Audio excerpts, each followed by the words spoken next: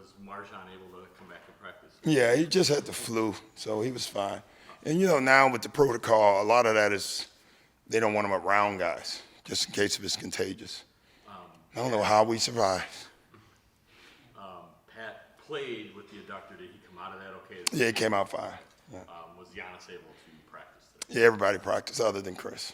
Okay. So with Giannis, at least that. Well, we didn't really practice. We skeleton a lot of stuff. We didn't do anything live today. Okay, so is that sort of another shoot around Yeah. thing in terms of he can go tomorrow? Yeah.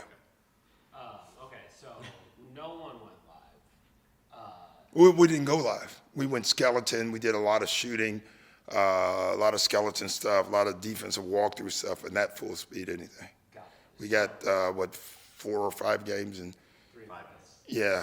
so 5 and 7. thank you. What did you say? 3 and 4? Yeah.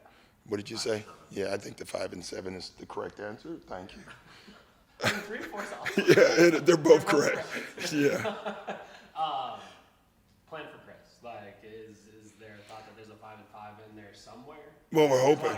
Definitely. We're not worried about the games with the 5 on 5. We can get it. We got a lot of our skill development guys and some of the players where we can mix. So we don't care about any of that. We'll do it on the day of a game. Tomorrow, I know, is the day of a game, and we're going to do 3-on-3 with Chris live. So and players will be involved in that. So that's not our concern. Is it to the point where it's a week-to-week thing rather than day-to-day, or is it still I don't know the answer to that. That's a good question that I can't answer. I guess just from your perspective, is there like a growing frustration that Chris is not? No. I mean, obviously, we want Chris to play. But Chris is doing all the work. He's working his butt off. That's all. As a coach, that's all you can ask for. So there's no frustration like in him. You would love to be healthy. We knew before the season started, like the first 10 games,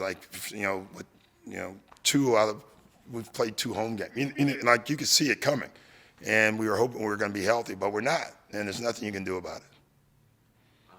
I mean, sorry to keep kind of going back to this, but obviously we go back to before camp. I mean, yourself and John were very optimistic. Very optimistic. Yeah, but that means your body just, everybody's different, guys. Trying to think of someone. LeBron.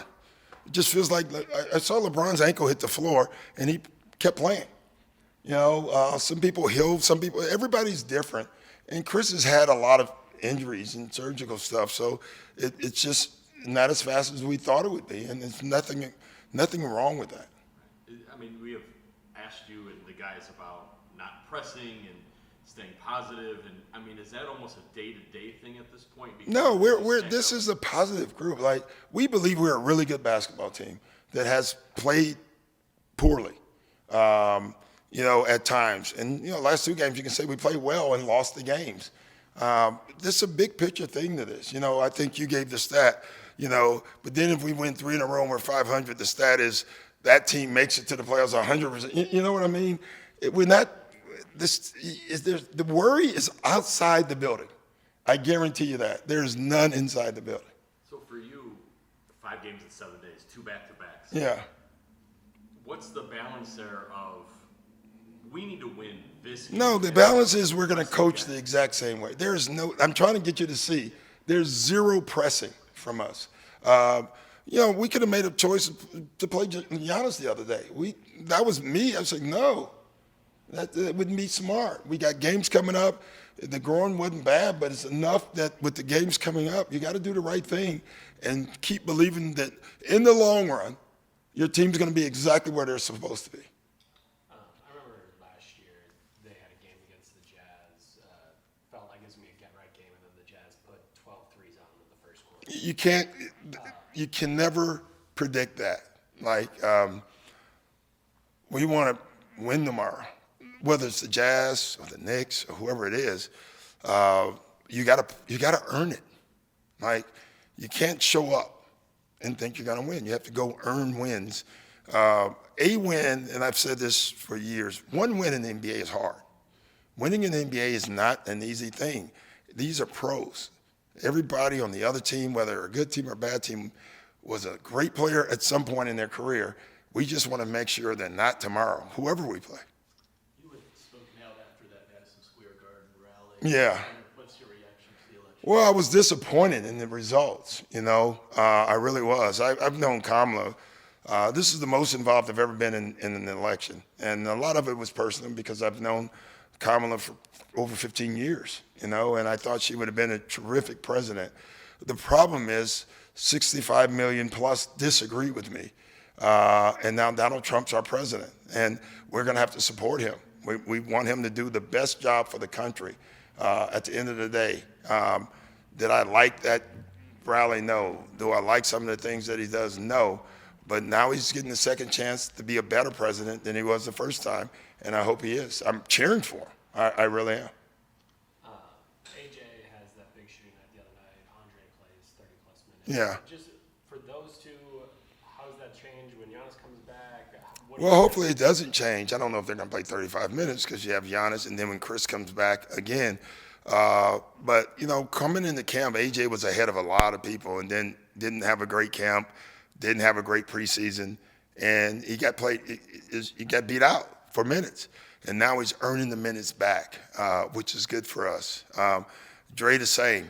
Dre gives us things. Number one thing is athleticism. And we need that. Even Ryan Rollins, who I was very happy with the way he played. He played solid.